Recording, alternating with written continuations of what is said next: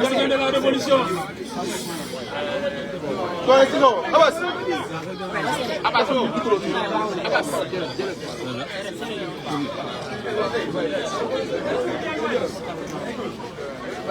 Bismillah.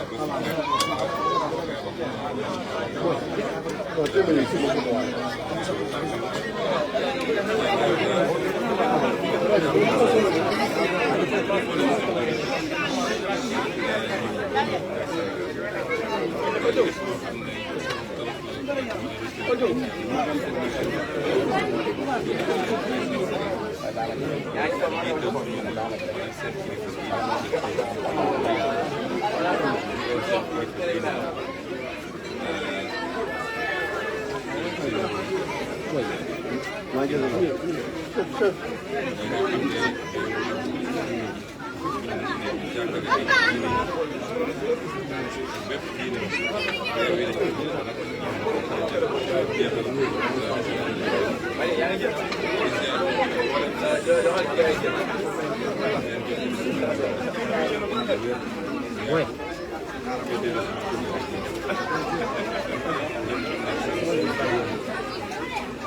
Combat.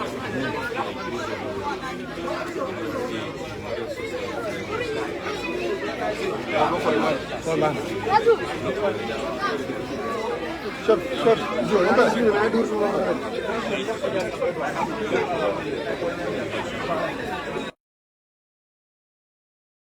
ñi tuut tànk ba léegi fi lañ ko mës a jullee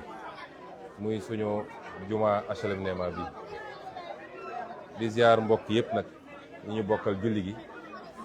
imam bi ñi ànd ak moom ci yor jàkka ji di fi def liggéey bu am solo am mbégte rek nekk ak samay mbokk parce que julli moom foo ko bokk ak say mbokk jullit rek baax na waaye bokk ak say mbokk deret say mbokk dëkkandoo dafa am solo kon di leen ziar ñoom ñi Sénégalais yëpp nag une bonne fête de Korité ñaan yàlla mu may ñu fekkewaat ko ay déwén yu bëree bëri mu ànd ak dal ak tey ak jàmm ju bëri ànd ak mbébét yu sotti ànd ak lii nga xam ne mooy naalu président Bassirou Diomaye Faye ci réew mi ak man li may liggéey ci sama gouvernement yàlla may ñu ci ay progrès yu ama sama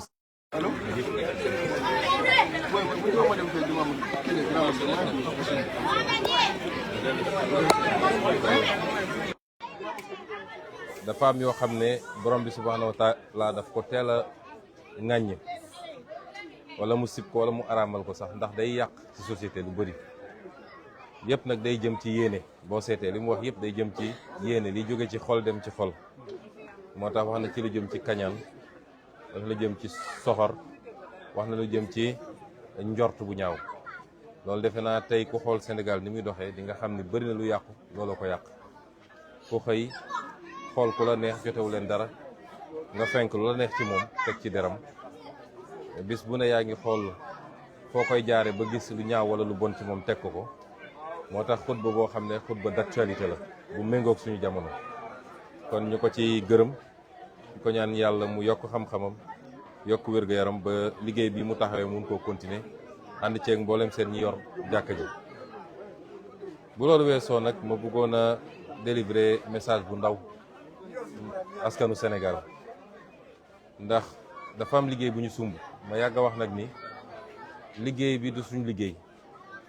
liggéey bi bu sottee Sénégal yëpp la sotti liggéey bi bu doxee Sénégal yëpp la doxal bu progrès amee ñëpp a koy bokk progrès mënul am ma bokk ak waa HLM Néma kese wala waa sama kër kese waaye Sénégal yëpp a koy gis moo tax démocratie nag kujje mënu cee ñàkk démocratie ak kujje ñoo ànd société mënoo muusa ki waane ba ñëpp dëppoo xalaat dina am ñu gisul ñu bokkul gis-gis ak ñi ca des ñu ne nag ci société moyen bi gën a yomb loolu ñu àtte ko te du gànnaay du génn comme dans beaucoup de sociétés mooy nañu fexe ba créer des espaces de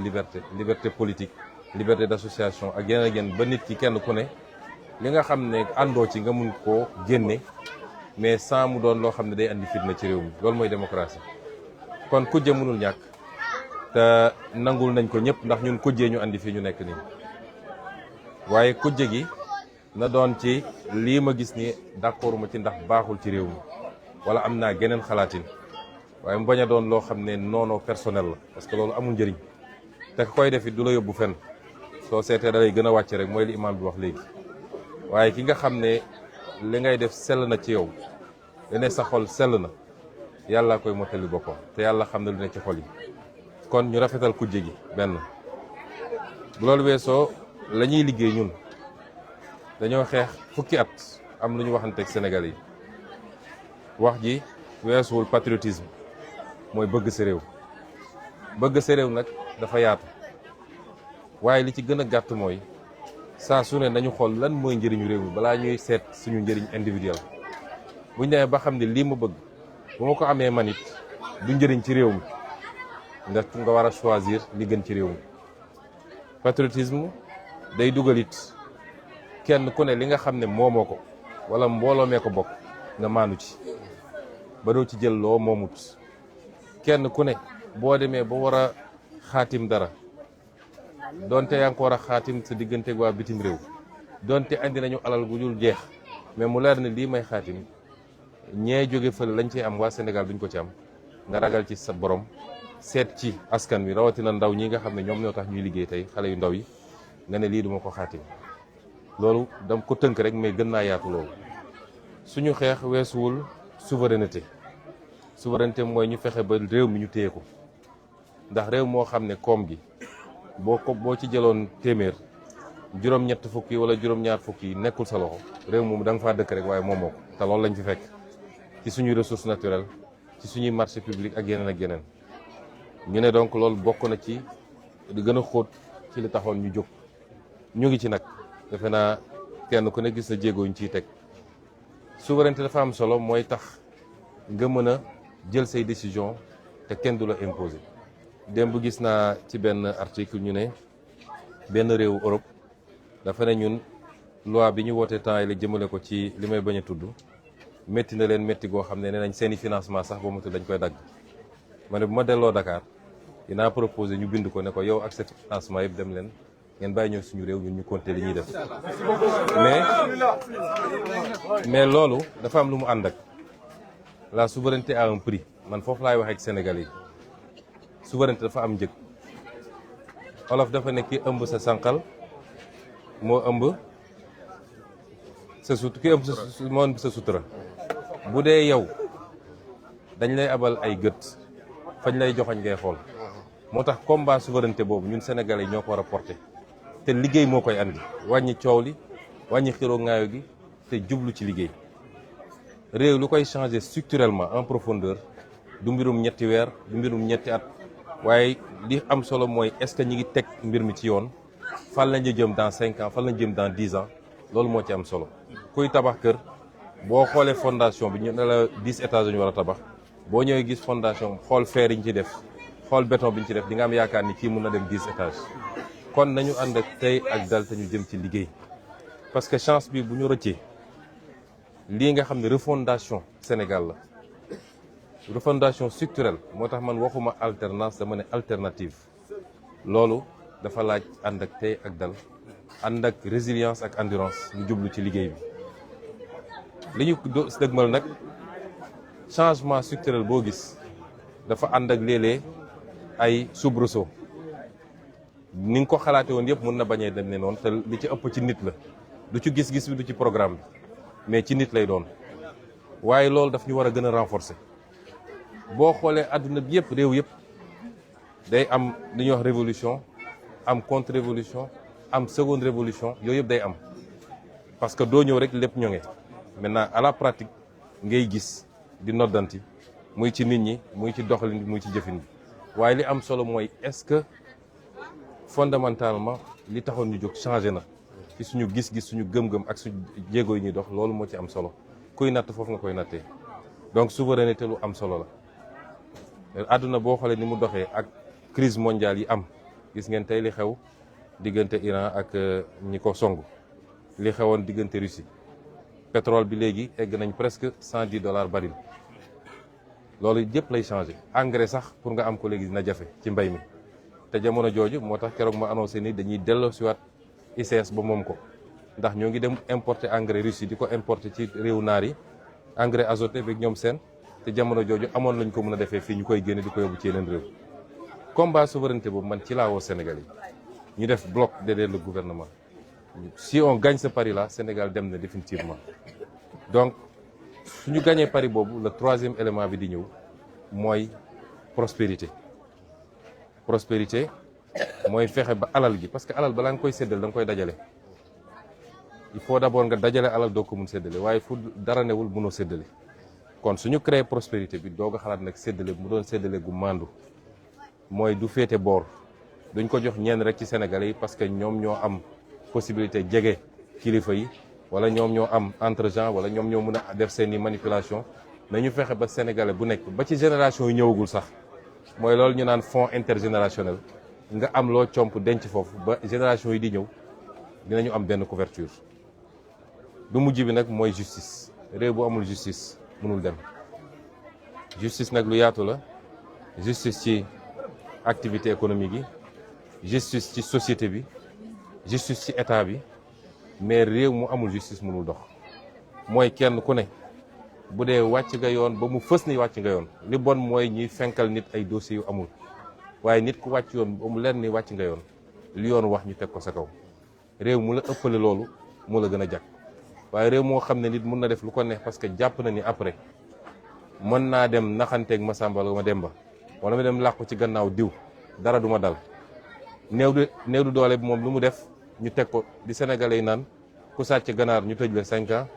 ku sàcc ay milliards ñu jox la liberté provisoire nga dem toog sa kër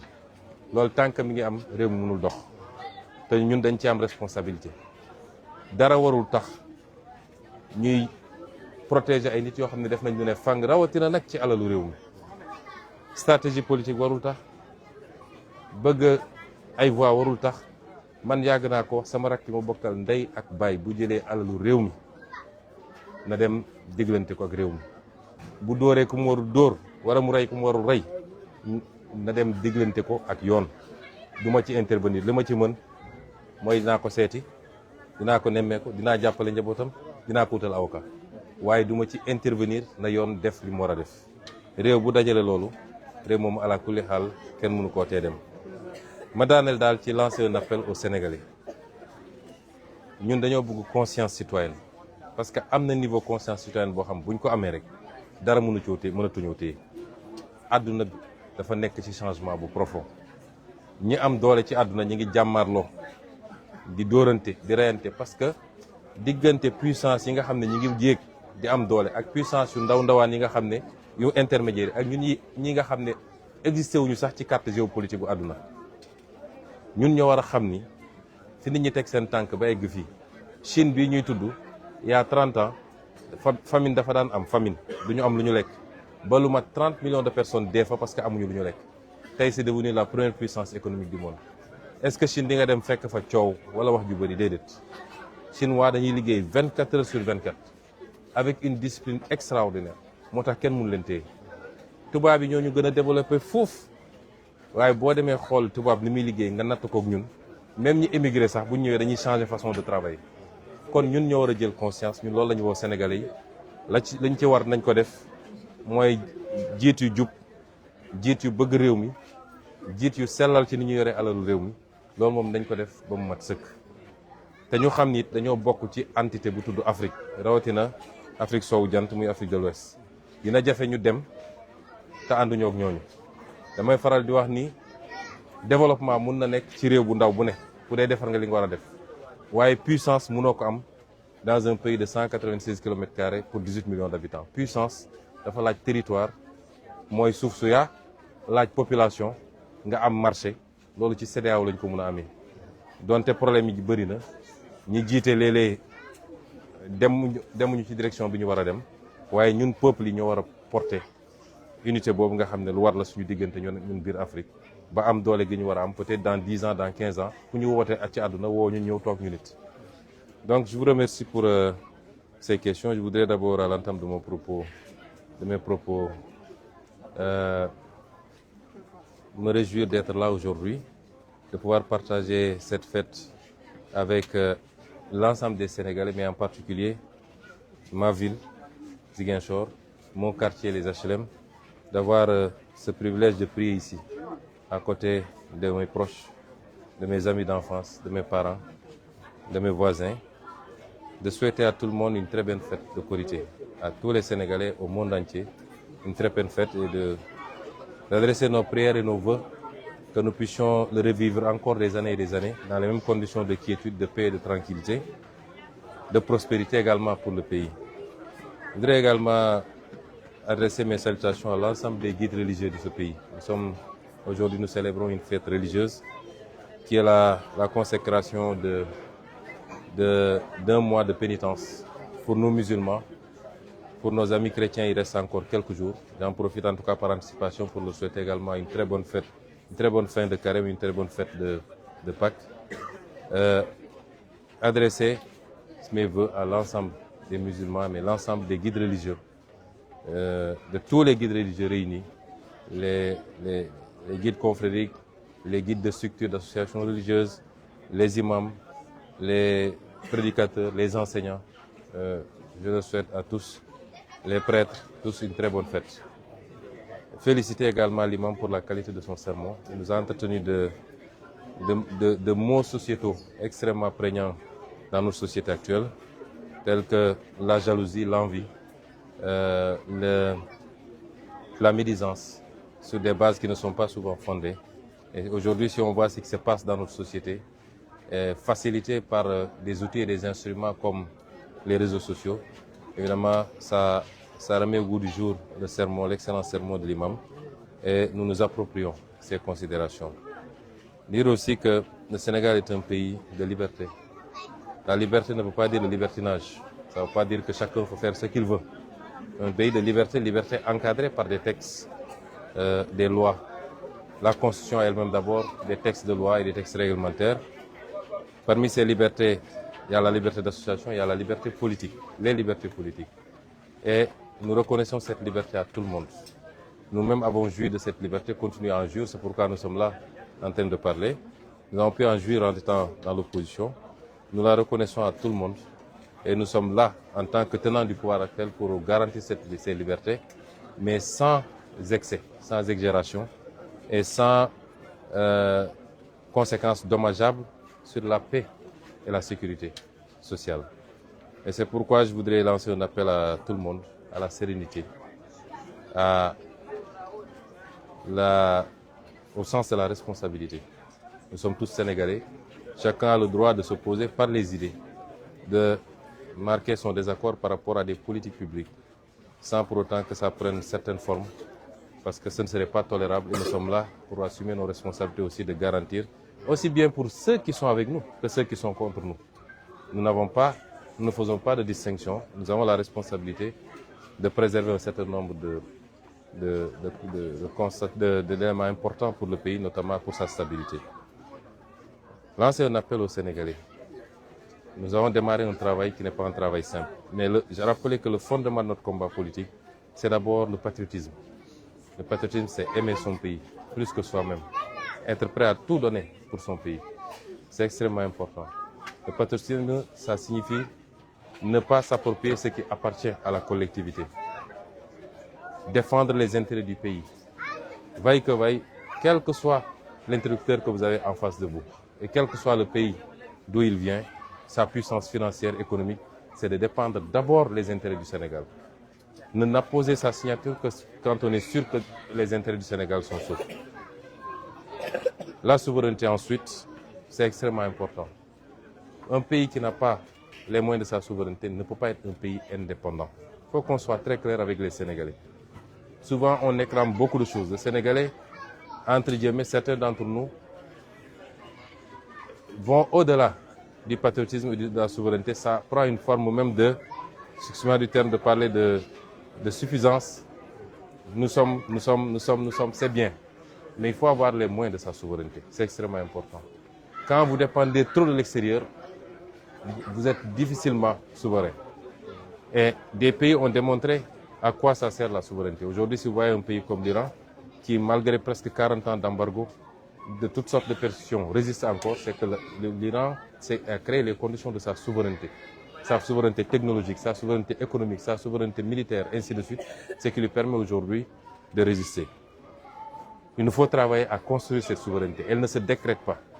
Et ça passe par tout ce qu'on est en train de faire. Reprendre les secteurs stratégiques qui ont été malheureusement arrachés au pays dans des conditions extrêmement nébuleuses. Remettre la transparence et la bonne gouvernance au cœur de l'action publique. Travailler à créer les conditions de la richesse endogène. C'est vrai, on va travailler avec le monde entier, mais qu'on se donne les moyens pour qu'aujourd'hui, si on fait 10% de croissance, que les 8% au moins restent au Sénégal. C'est ça le challenge. Or, jusqu'à présent, on avait une croissance extravertie. On annonçait 5%, 7%. Mais ce qui est sûr, c'est que les 80% de cette croissance sortaient du pays. C'est pourquoi ça n'a jamais créé de richesse. Ça n'a jamais résorbé la crise de l'emploi. Mais tout ça, c'est un construit. Ça ne se décrète pas d'un jour ni un mois. Un État, ça se bâtit méthodiquement, brique après brique, mois après mois, année après année. Et c'est à cela que nous invitons les Sénégalais. Et ensuite, la création de la richesse, comme je l'ai dit tout à l'heure. Il faut créer d'abord la richesse avant de la distribuer. Un pays qui est surendetté, vous savez bien l'héritage qu'on nous a laissé ici. On avait prévenu les Sénégalais. Si vous prenez plus de 70% de toutes vos recettes pour payer des dettes, vous n'avez pas de richesse à partager. Nous faisons des gymnastiques énormes pour continuer à garder un certain nombre de facteurs stables, payer les salaires, diminuer le coût de la vie, ainsi de suite. Vous ne pouvez pas imaginer les efforts que nous faisons, mais nous devons tous nous ceindre les reins pour travailler à créer de la richesse, nous débarrasser de cette dette qui est un poids. Mais c'est tous ensemble qu'on va le faire. Ce n'est pas le président de la République, ce n'est pas le Premier ministre. C'est tous ensemble qu'on va travailler à le faire. Ça, c'est extrêmement important. Et enfin, la justice. Un pays sans justice est un pays forcément sous-développé. La justice est au début et à la fin de tout processus de développement. Même les investisseurs, l'un des premiers indicateurs, à part les infrastructures, le coût fiscal, la justice vient même avant le coût fiscal. C'est de dire, est-ce que mes investissements seront sécurisés juridiquement si j'investis des milliards dans ce pays? Donc la justice, elle est importante et ce chantier n'est pas encore entamé, a fortiori finalisé. Les mêmes tares que nous dénoncions sont encore là et il est important que la justice s'applique de la manière la plus transparente mais la plus égale également à tous les citoyens. Tous les citoyens. Si il est établi que la loi a été allègrement violée, il faut que la justice, avec des preuves concrètes, des procès équitables, pas des dossiers fabriqués contre X ou Y, à partir de ce moment, quel que soit le rang de la personne, il faut que la justice puisse s'appliquer. Et il y a aujourd'hui des dossiers qui sont en latence, qui attendent depuis longtemps et qui ne sont pas traités de manière conséquente. Et c'est pourquoi aujourd'hui le peuple n'y croit plus tellement à une bonne application de la justice. Et c'est un chantier qui nous interpelle tous. En ce qui me concerne, malheureusement, en fonction, dans les limites de mes pouvoirs, je fais ce que je peux, mais c'est un chantier qui interpelle tout le peuple sénégalais, qui interpelle le gouvernement, qui interpelle la justice elle-même, tous les acteurs de la justice, et nous devons y travailler. Et enfin, le message panafricain. Depuis 10 ans, je dis aux gens qu'il est possible d'être développé, même en étant un petit pays. Mais il n'est pas possible d'être puissant. Or, ce qui se joue à travers le monde aujourd'hui, c'est des puissances. Mon rêve, c'est de voir l'émergence d'une puissance africaine. Et je pense que l'Afrique de l'Ouest a tous les atouts. Il y a une certaine intégration culturelle entre les Africains de l'Ouest. Une forte mobilité des populations. Il y a des identités fortes, des identités similaires à travers tous les pays de l'Afrique de l'Ouest. Nous avons pu mettre en place une organisation qui est celle qui fonctionne le mieux parmi les organisations sous-régionales en Afrique, qui est la CEDEAO. Et un petit cadre qui nous concerne, nous, lui ou moi. Tous les ingrédients sont là. Il faut que le leadership politique porte ce plaidoyer, mais en attendant, il faut que les peuples, parce qu'une intégration des leaders sans les peuples n'est pas une intégration. Et moi, je rêve, sur les 20 prochaines années, de la construction d'une puissance sous-régionale, africaine, panafricaine, qui nous permettent de compter sur le plan économique, sur le plan politique, mais également sur le plan militaire là où les décisions se prennent, qu'on puisse être siégé également pour que l'Afrique ne soit plus ce parent pauvre de la scène internationale. Donc je vous remercie pour votre intervention. D'abord, à quand la réhabilitation du pont Ibadian et l'ouverture de l'aéroport de Ziguinchor? La deuxième question, c'est les 3 bien sûr, soldats qui sont décédés au nord Sindian. Aujourd'hui, quel commentaire faites-vous bien sûr de cette actualité? Pour l'aéroport de Ziguinchor, en venant, j'avais même voulu atterrir à l'aéroport. J'avais demandé au ministre des Transports et au ministre des Infrastructures de voir est-ce qu'il était possible d'atterrir à Ziguinchor. Ils m'ont dit qu'ils sont en train de faire la dernière couche d'enrobé et que l'engagement qui a été pris de livrer cet aéroport en fin avril sera, Inch'Allah, respecté. Nous sommes tous pressés que cet aéroport rouvre et ça permettra de faire les travaux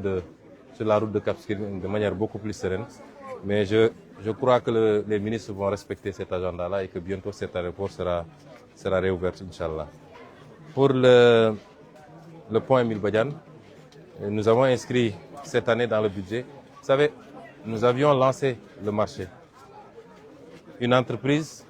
un consortium entre une entreprise chinoise et une entreprise sénégalaise avait gagné le marché.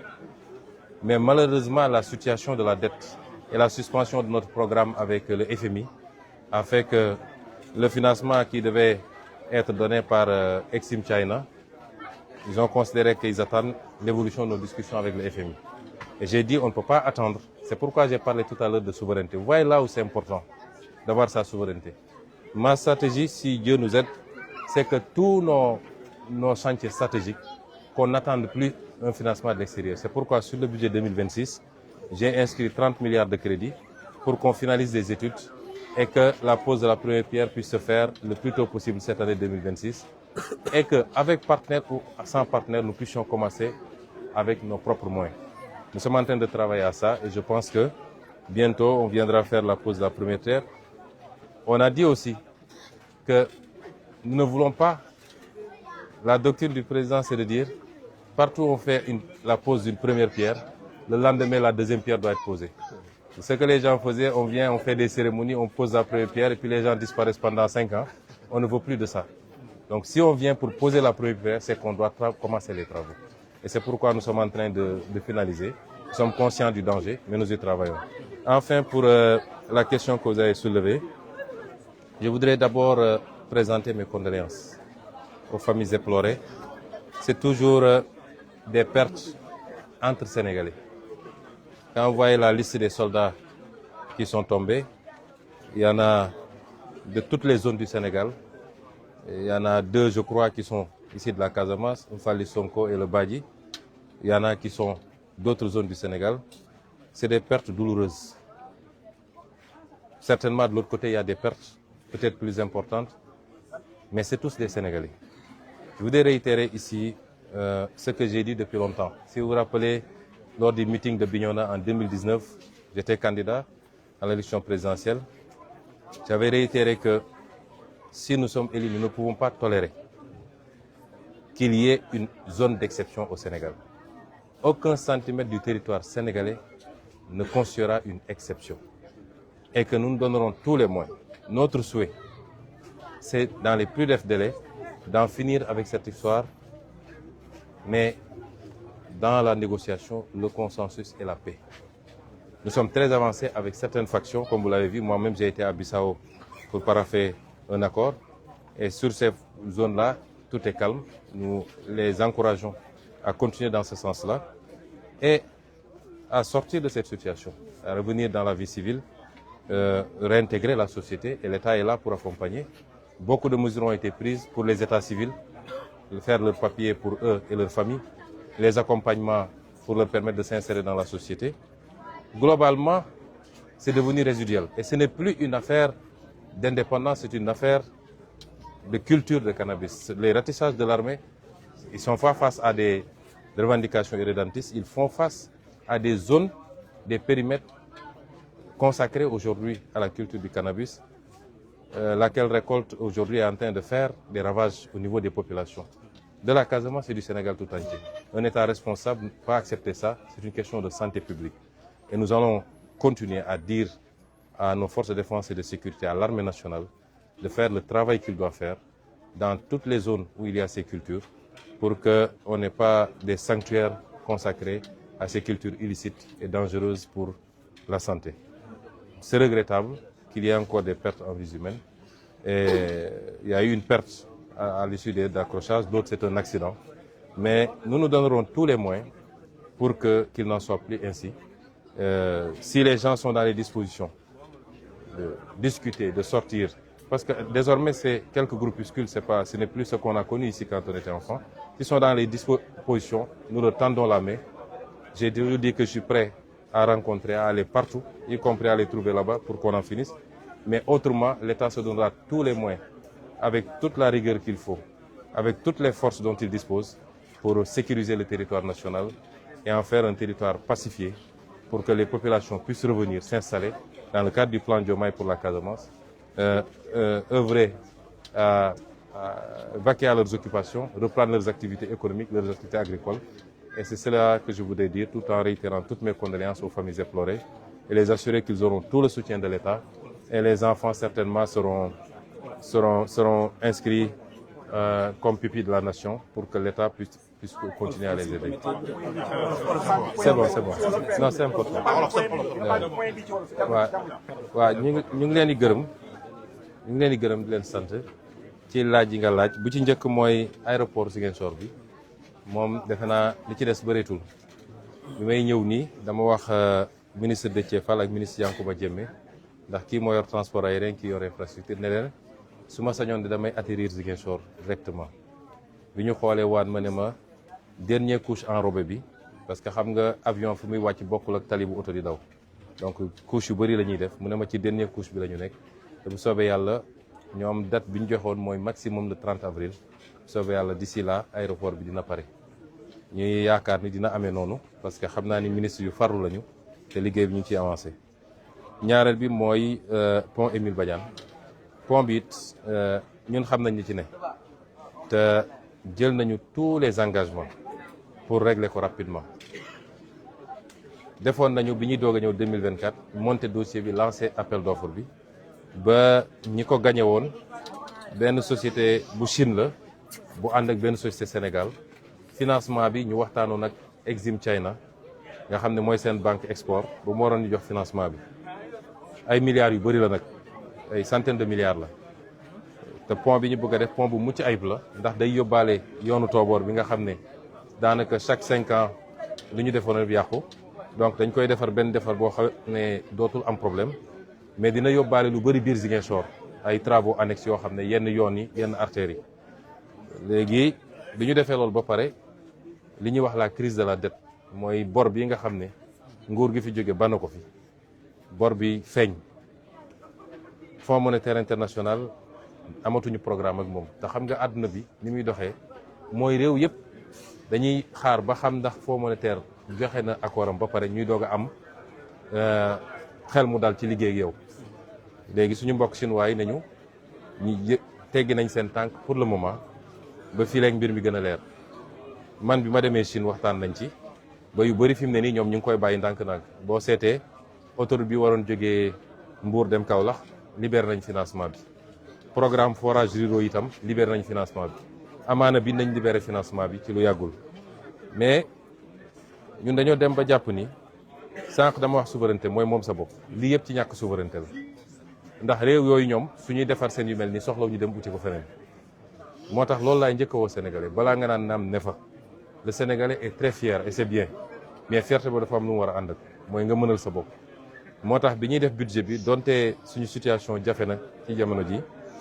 mais dama ne chantier yu mag yi nañu fexe ba inscrire ay crédit pour démarrer ko suñu bopp keneen ku ñu si fekk si baax na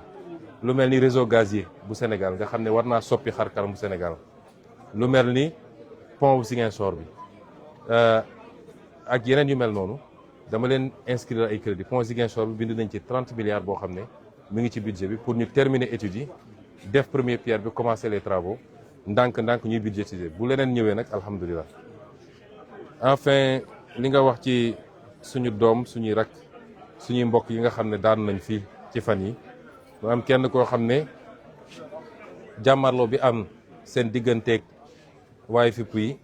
moo ko faat mu am keneen koo xam ne moom ñeneen ñett ñoo xam ne accident la du jàmmaarloo waaye dafa am lu kalaate ci seen gànnaay gu ñu yoroon ñoom dañuy njëkk di ñaan yàlla mu yërëm leen te jéggal leen gëm naa ni sax loolu am na ndax ku faatu ci anam yi man jàpp naa ni shahid nga waaye du tee dinañu ñaan yàlla na yàlla jéggal te yërëm leen yàlla na suuf oyof seen kaw di leen jaale seen i mbokkit jaale gu sori di profité it di jaajëfal suñu force de défense et de sécurité Sénégal li gën a précieux lu ñu am mooy suñuy force de défense et de sécurité ndax boo xoolee liy xew ci yeneen réew yu bëri da nga war a gën a naw suñu armée suñu gendarmerie suñu police tout n'est pas parfait mais dañuy continuer di liggéey pour améliorer ko waaye nous avons des FDS républicains yoo xam ne xam nañ fi ñu war a yem seen liggéey la ñuy def yem ci kenn mu leen dugal ci yenn yi li weesu amoon na ay ñol yu ndaw waaye yóbbaalewul ñu bëri kon loolu day wane ni on a des forces de défense très républicaines ñu koy sant yàlla war ñun ñëpp ñu war a continuer di leen jàppale ci loolu teg ci nag ni damay fàttali li nga xam ne mooy suñu principe de base wax naa ko fii bi ma ñëwee 2019 ci campagne bi en tant que candidat Bignona Sénégal dama jàpp ni sax réew mu ndaw a ndaw la suñ ko mënoon yokk ko kon du mus a wàññiku 196 kilomètres carrés dafa tuuti man su ma sañoon espace CEDEAO bi yëpp benn réew lay doon kon mënuñu accepter benn pepp suuf sax ñu wàññi ko ci Sénégal te Sénégal benn la ay malentendu mënoon na am 20 ans ci gannaaw 30 ans 50 ans mais léegi dugalante bi am na ba tey mënoo xàmme kan mooy kan du ci diine du ci xeet du ci religion du ci ethnie du ci région boo xoolee suñuy équipe nationale xool suñuy gouvernement xool nit ñi ni ñuy dugalante di séyante seen biir joolaa mën a takk olof mën a takk séeréer mën a takk pël loolu c'est extraordinaire ku xam réewu Afrique ni muy doxee di nga xam ni c'est une chance unique kon ñun ci yooyu la ñuy liggéey ñi nga xam ne nag tey dese nañu gànnaay jàppatuma ni wax ji léegi waxu indépendance la am na ñu koy wax ba léegi mais ci principe lañ koy waxee rek mais jàppatuma ñun yaroo fii 20 ans ci gannaaw 25 ans 30 ans ci gannaaw xam nañ ni mbir mi soppiku na bu baax li gën a andi problème mooy sinébar bi nga xam ne ñu ngi koy bay ci zone yooyu loolu nag nguur mënu koo nangu parce que sinébar dafa day lor suñu xale yëpp dem ba tàmm sinébar di ko muucu li muy yàq dafa bëri moo tax buñ ko defoon Bawol wala ñu def ko Ndar wala ñu def ko Fuuta dinañu wax suñu FDS ñu dem dindi ko kon Casamance mënul doon exception loolu ndigal gu leer la ci président de la République joxe ñu koy appliquer di ko suivre chaque jour fépp foo xam ne ñu ngi fay def loolu dinañ ko dindi nañ engagé nag tous les moyens qu'il faut pour loolu dindee ko bu loolu weesoo nag ñu ngi continuer tàllal suñu loxo ñëpp jot na ñu génn ci lii amul jëmukaay amul mucc kon looy woote pendant 40 ans te ab village sax contrôlé wu ko xamal ni lii amul mucc ñun ñëpp benn lañ ña fa nekk suñuy mbokk lañu man je l'assume samay papa lañu samay frère lañu samay sœur lañu je l'assume publiquement ku mu neex nga demal lii nga wala lële waaye lii ñu nekkee nii amul mucc te tegul ci yoon kon nañu génn ñu toog waxtaan bokk réew mi tabax ko xool nu ñuy créer unité bu gën a yaatu ci Afrique mais pas nu ñuy daggaatee réew yi kenn ku nekk am sa benn 50 kilomètres carrés amul njëriñ àdduna doxewul noonu souveraineté nag dafa am solo ci li may dellu si affaire pont bi moo tax ci loolu lay tëjee di ci continuer woo Sénégal yi ba ci la défense de nos valeurs culturelles souveraineté da ci am solo ndax da ngay gis réew moo xam ne day jox financement Sénégal démb gis naa ko ci réew bu ñuy wax xam nga Luxembourg la xam nga benn réew ci Belgique ne waaw roi bi ñu voté ci affaire ngóor jigéen yi naqar na leen ba boobu dañuy téye seen financement may leen duñ leen xaar ngeen téye ko sax ñun ñoo leen bind leen téye leen seen xaalis waaye message bi ñu ci war a jàngat ñun Sénégalais yi mooy li ñuy woote it il faut qu'on se donne les moyens mën koo doxal ba mu mat sëkk kon ñu leen gërëm di leen sant salaamaaleykum